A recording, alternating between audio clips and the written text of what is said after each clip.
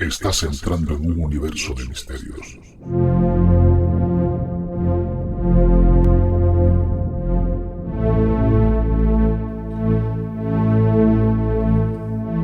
Estimados amigos de Universo de Misterios, sed bienvenidos a un nuevo episodio de la astronave Pegasus en ruta por los espacios siderales. Y para no perder mucho tiempo vamos a conectar ya con la comandante Aida, que nos trae una interesante noticia que se ha producido en la órbita de Saturno, una conclusión a la que ha llegado un equipo científico después de analizar los resultados obtenidos por la sonda Cassini. Pero mejor escuchemos al comandante que nos trae los detalles. Adelante, comandante, la escuchamos con interés. Gracias, José Rafael. Mi aportación de hoy es un extracto de un artículo que se publicó en natureastronomy.com el 7 de junio de 2021 titulado Análisis bayesiano de los datos del HISER de Encélado para evaluar la metanogénesis, cuyos autores son Anthony Affolter, François Guyot, Boris Satorey, Regis Ferrier y Stéphane Massevet, y dice así: las observaciones de la nave espacial Cassini de la NASA establecieron que la luna de Saturno, Encélado, tiene un océano interno líquido. El análisis del material oceánico expulsado al espacio por un HISER sugiere que existen respiraderos hidrotermales alcalinos en el fondo marino de Encélado. En la Tierra, estos respiraderos de aguas profundas albergan ecosistemas microbianos ricos en arqueas metanogénicas. Aquí utilizamos un enfoque estadístico bayesiano para cuantificar la probabilidad de que la metanogénesis, producción de metano biótico, pueda explicar las tasas de escape de hidrógeno molecular y metano en el HISER de Encélado, medida por los instrumentos de Cassini. Encontramos que las tasas de escape observadas, primero, no se pueden explicar únicamente por la alteración abiótica del núcleo rocoso de serpentinización. Segundo, son compatibles con la hipótesis de condiciones habitables para los metanógenos. Y tercero, puntuar la probabilidad más alta bajo la hipótesis de metanogénesis, asumiendo que la probabilidad de que surja vida es lo suficientemente alta. Si la probabilidad de que surja vida en Encélado es baja, las mediciones de Cassini son consistentes con respiraderos hidrotermales habitables, pero deshabitados, y apuntan a fuentes desconocidas de metano, por ejemplo, metano primordial, que esperan ser descubiertas por misiones futuras. Este es el extracto, José Rafael. ¿Qué te pareció? Bueno, gracias, comandante. Desde luego me parece muy interesante, como siempre, las noticias que nos trae la comandante Aida. Y esta en especial toca un planeta muy sugerente. Creo recordar que Arthur C. Clarke, cuando escribe El Centinela, que es el relato corto en el que luego se basó 2001, tanto su propia novela como la película de Kubrick, bueno, pues la acción él la situaba en órbita alrededor de Saturno. Luego ya sabéis que la película la traslada a Júpiter, ¿no? Se desarrolla en Júpiter, pero en ese primer relato, El Centinela, Clarke ubicaba esa acción en Saturno. Porque Saturno, no solamente porque tiene anillos, es el único planeta del sistema solar al que podemos verle los anillos. El primero que se los vio fue Galileo en 1610. Lo que ocurre que no los vio con la suficiente resolución en su telescopio. Tiene un telescopio muy básico. Y él supuso que esta forma ahusada que veía en este planeta, pues estaba causada por una luna intermedia, un objeto sólido grande. Sin embargo, hoy día sabemos que los anillos de Saturno están constituidos por multitud de partículas.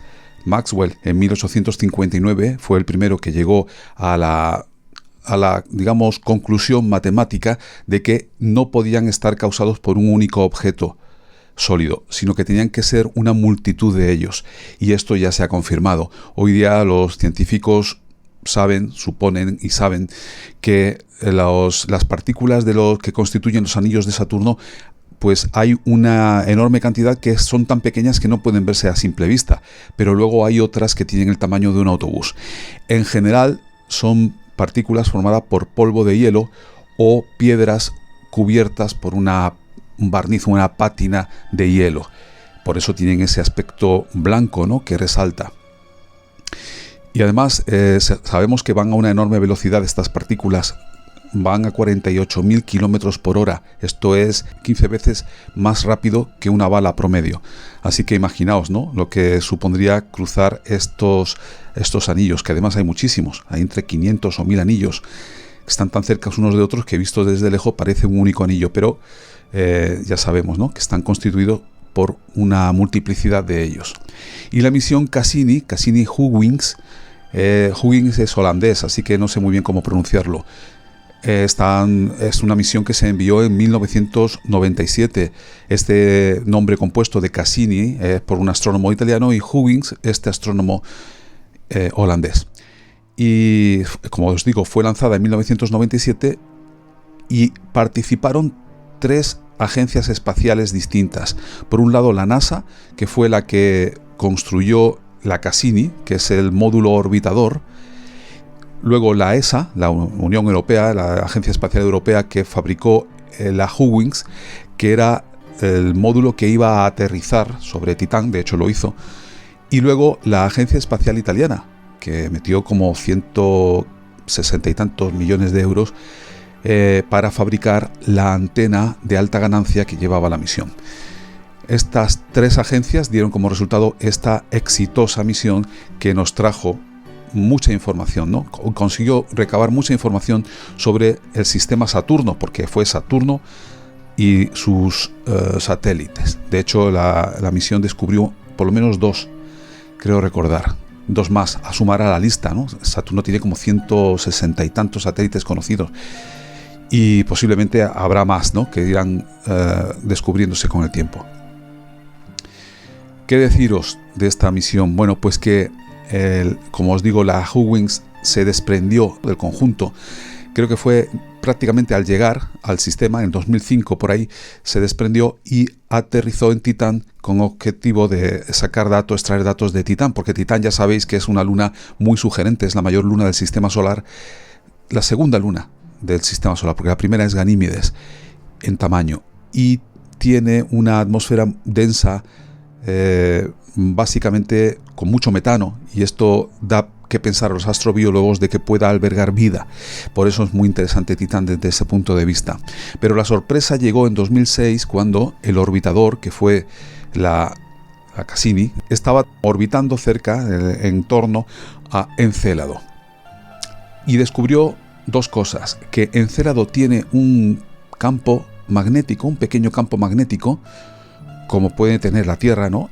Y esto probablemente le permite tener una atmósfera, como de hecho tiene una atmósfera bastante densa para lo que era esperable, y que además tiene un océano de agua líquida. Y esto lo descubre la Cassini prácticamente porque detecta géiseres. Se ve bañado por uno de ellos, ¿no? Atraviesa una zona de partículas de hielo, de vapor de agua helado, generado por uno de estos géiseres, y puede analizar un poquito con sus sensores la composición de este material que ha salido, ¿no?, de Encélado. Y aunque no tiene unos sensores muy finos, sí detecta que ahí existen moléculas orgánicas complejas, en concreto metano. Pues bien, la noticia que nos ha traído la comandante lo que nos dice es que este equipo científico que ha hecho este análisis bayesiano, ahora después explicaremos un poquito qué es esto, llega a la conclusión de que esta cantidad de metano que detectó la nave Cassini, la sonda Cassini, digamos que es difícil que sea explicado por procesos abióticos. El metano puede producirse de una manera abiótica, es decir, simplemente por química de las rocas, ¿no?, geoquímica, cuando por ejemplo se disuelve el olivino, El olivino, cuando se mezcla con agua, puede disolverse de manera que genera este metano. De hecho, esto es la base de la serpentización, porque el olivino se convierte en serpentina y genera metano. Se piensa que este es el origen del metano en Marte, aunque se necesita, como os digo, agua líquida. En la Tierra, el 80 y tantos % del metano que hay en la Tierra es generado por la vida. Y en este sentido, teniendo en cuenta que los géiseres de Encélado tuvieron que estar fabricados, tuvieron que generarse en el fondo de ese océano que tiene Encélado y que está tapado, cubierto por una costra, una capa gruesa de hielo. Hay una capa de 30 kilómetros de hielo, aunque en los polos puede ser menor, puede estar en torno a 10, un poquito menos, este espesor.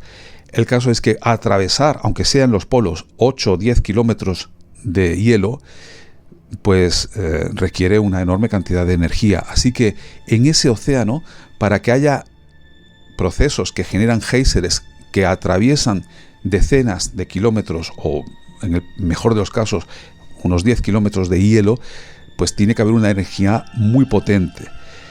Si encima lo que ahí sale pues tiene una gran cantidad de metano, está dando indicios de que la mecánica geológica o biológica que hay bajo la costra de hielo en el océano de Encélado es extraordinariamente interesante y que requerirá en el futuro nuevas misiones.